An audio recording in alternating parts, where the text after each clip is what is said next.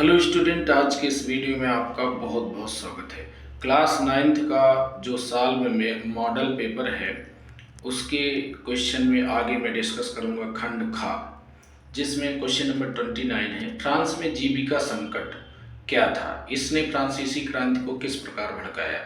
तो पहली चीज थी रोटी के दाम बढ़ना। खाद्यान्न का उत्पादन तेजी से बढ़ती जनसंख्या के अनुसार न होने के कारण रोटी के दाम तेजी से बढ़ गए थे। रोटी का मजदूरों की पहुंच से दूर होना, क्योंकि मजदूरों की मजदूरी निश्चित थी, अतः महंगाई बढ़ने के कारण रोटी मजदूरों के हाथ से दूर हो गई, पहुंच से दूर हो गई।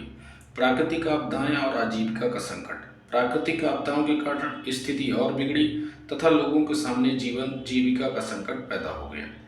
बेकरी की दुकानों पर महिलाओं का आक्रमण। ठंडी और गर्मी के कारण फसलें नष्ट हो गई थी, जिसके कारण गुस्साई औरतों ने बेकरी की दुकानों पर हमला कर दिया। इससे फ्रांसीसी क्रांति की शुरुआत हुई। नेक्स्ट पॉइंट है फ्रांसीसी क्रांति की नींव तैयार। औरतों ने रोटी के लिए राजा के महल की ओर मार्च किया और आदमियों ने टेनिस कोर्ट में इकट्ठे होकर न्याय की मांग की। इन घटनाक्रमों ने फ्रांसीसी क्रांति को जन्म दिया। तो ये थे कौन कौन से पॉइंट। ये थे फ्रांस में जीविका संकट के बारे में बताया गया और फ्रांसीसी क्रांति को इसने किस प्रकार भड़काया, ये पॉइंट आप देख लीजिए। क्वेश्चन नंबर 30 है सिंधु नदी तंत्र की विशेषताओं की किन्हीं 5 बिंदुओं में व्याख्या कीजिए। तो पहला, इसका उद्गम कहाँ से होता है। सिंधु नदी का उद्गम मानसरोवर झील के निकट तिब्बत में होता है। सहायक नदियाँ इसकी क्या है, सतलज, ब्यास, रावी, चेनाब इसकी सहायक नदियाँ हैं।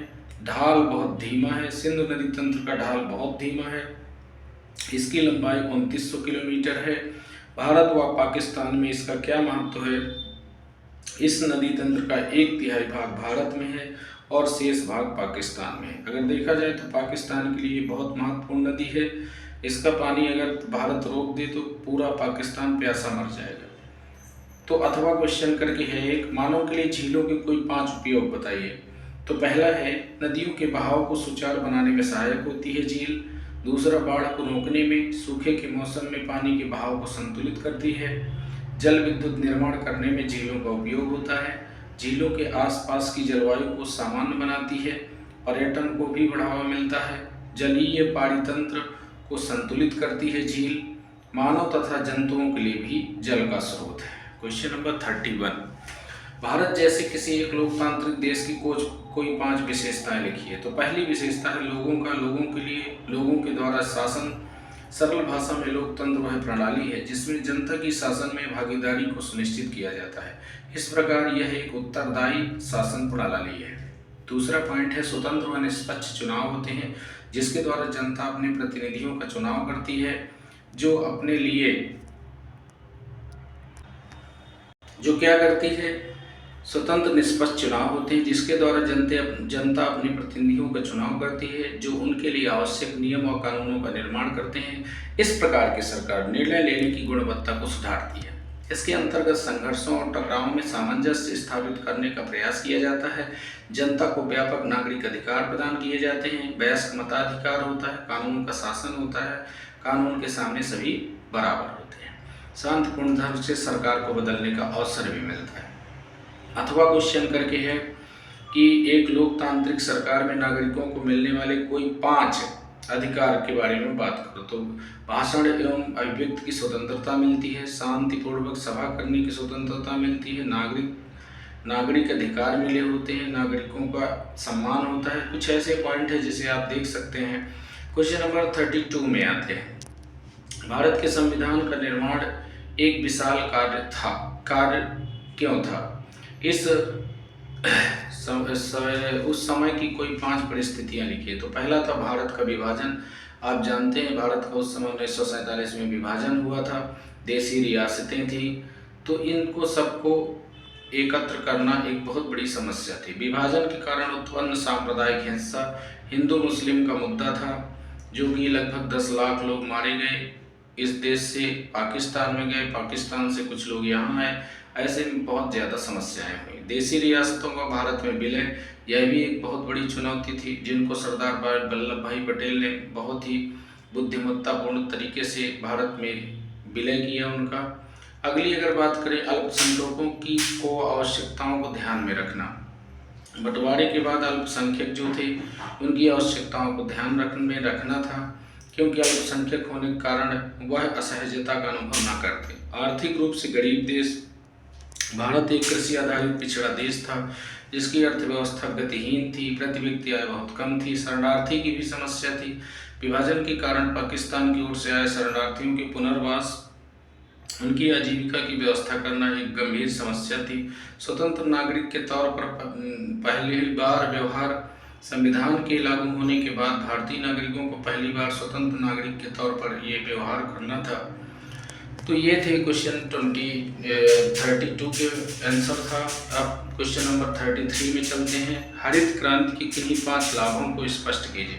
भारत खाद्यान्न उत्पादन में आत्मनिर्भरता की ओर अग्रसर हुआ, गेहूं चावल के उत्पादन में वृद्धि हुई, कृषि का व्यवसायीकरण हुआ, खाद्य भंडारों में वृद्धि हुई, आर्थिक विकास तथा गरीबी में कमी आई। बेरोजगारी क्या है, इसके प्रकारों को उदाहरण सहित स्पष्ट कीजिए।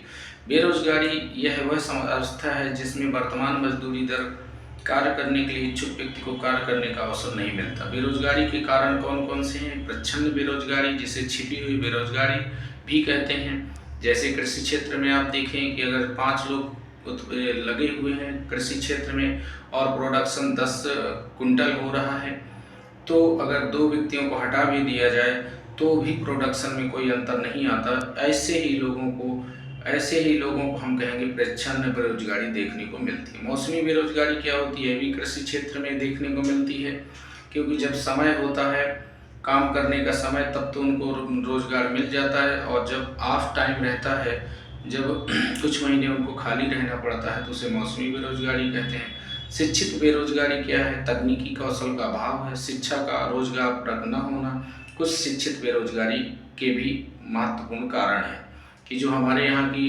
तकनीकी कौशल है उसको प्रदान नहीं किया जाता, और शिक्षा ऐसी है हमारे देश की कि शिक्षा रोजगार उपलब्ध नहीं करा पाती है। खंड घा की तरफ बात करें, अगर विश्व के दिए गए मानचित्र यहाँ पर दिया गया है और इस मानचित्र में आपको दर्शाना है, तो मैं डायरेक्ट आता हूँ आपके मैप पर आता हूँ और मैप को डायरेक्ट हम देख लेते हैं।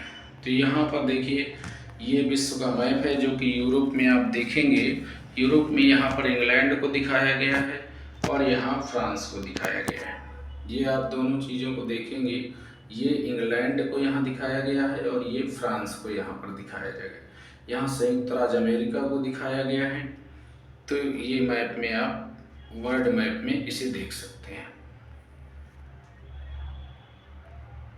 नेक्स्ट आप इंडिया के उसमें अगर देखें तो ये है छोटा नागपुर का पठार, ये छोटा नागपुर का पठार है जो कि झारखंड में फैला हुआ है, और यहाँ पर ये कर्क रेखा दिखाई गई है, कर्क रेखा जो कि ये यहाँ से जा रही है, जो कि 8 राज्यों से होकर गुजरती है। यह वर्धा नदी यहाँ पर दिखाया गया है। तो कुछ चीज़ें यहाँ पर दी गई हैं जिसे आप मैप में समझ सकते हैं। तो चलिए स्टूडेंट, ये था मॉडल पेपर। इसको मैंने 3 पार्ट में करके वीडियो बनाया है, तो सभी स्टूडेंट इसे अच्छे से देख लें और अपने एग्ज़ाम की तैयारी करें। तो आज बस इतना ही, मिलते हैं अगले वीडियो में, तब तक के लिए नमस्कार।